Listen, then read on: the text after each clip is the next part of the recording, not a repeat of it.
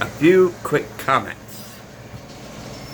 First, the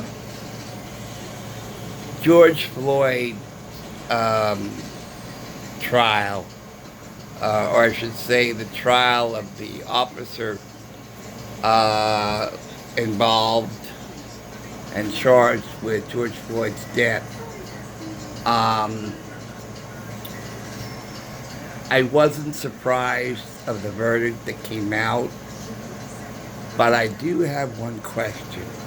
There is reasonable doubt in my mind. Did the jury convict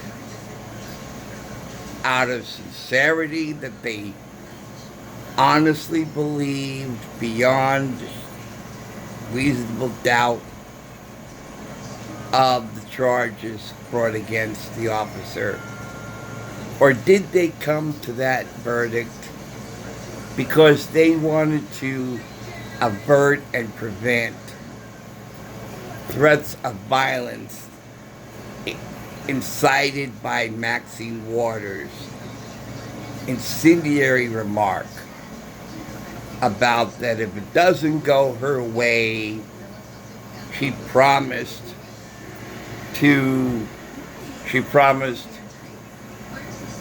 more confrontation and that we mean business. Isn't that what a punk sounds like? Isn't that what a bully sounds like? We mean business. If she wasn't a congresswoman, and this was, let's say, a CEO, for example, that CEO could be charged for any number of crimes, because when somebody says, if it doesn't go our way, there will be consequences, and to let them know we mean business. That's a bully. That's a punk that says something like that. Remember the gang. It's like, you call them out, then you'll know we mean business. And we'll be out and put violence against you to let you know we mean business. That's what a punk says. That's what a bully says. If you won't give me money, then we threaten violence, and you'll know we mean business. But because it's Maxine Waters, she gets a get out of jail free card. She got a free pass. So basically, she's above the law. And that's real sad. And so the question arises, if they did come to that verdict because they wanted to prevent violence in the city and threats of bullies and anarchists and destructive forces, instead of that was the right verdict. That's why jurors come to certain verdicts, because it was the right verdict. They were not intimidated, because and it's a shame that Maxine Waters will not be brought on charges of jury tampering, because that is jury tampering. If you influence a jury to vote your way instead of the legal system's way of deliberations and so forth, and then coming to their conclusion without any outside interference. Okay? Because now this case will be tainted forever. You know, and I also heard on the news that Marxists, see, there's many different factions within the Democratic Party. The major pull of this are the Marxists, and they basically control the party. And the Marxists love chaos. This is what somebody said on the news. Marxists love chaos.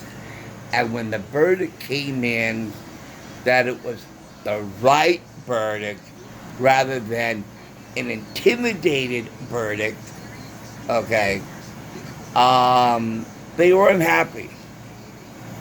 Because, oh, damn it, we can't do any chaos.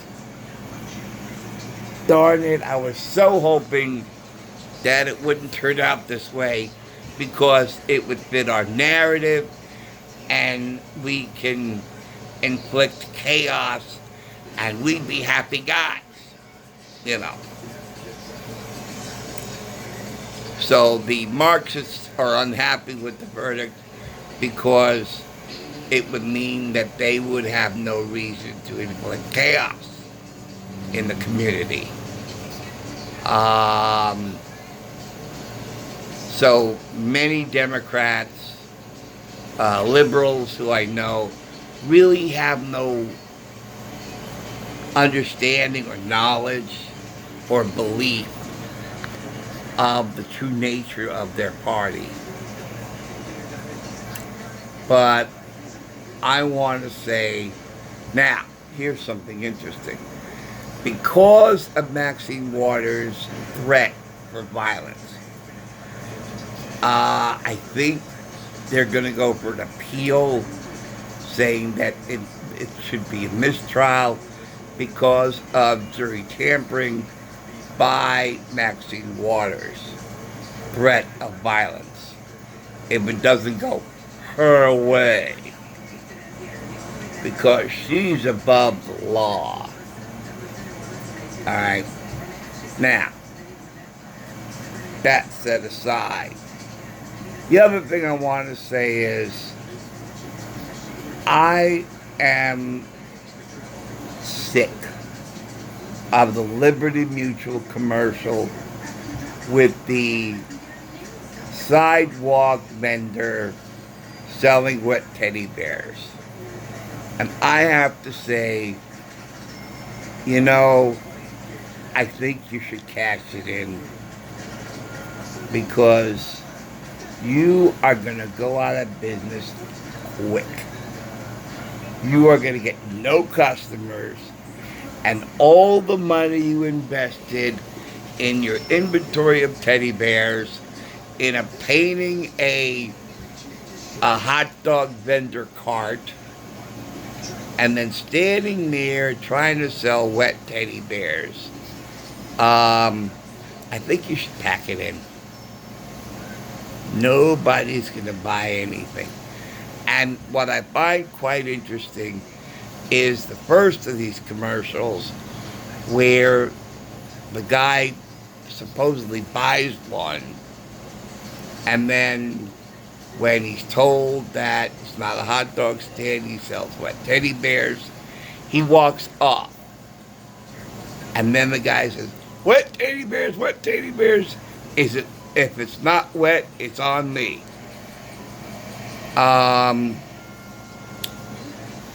Well, the guy didn't pay you.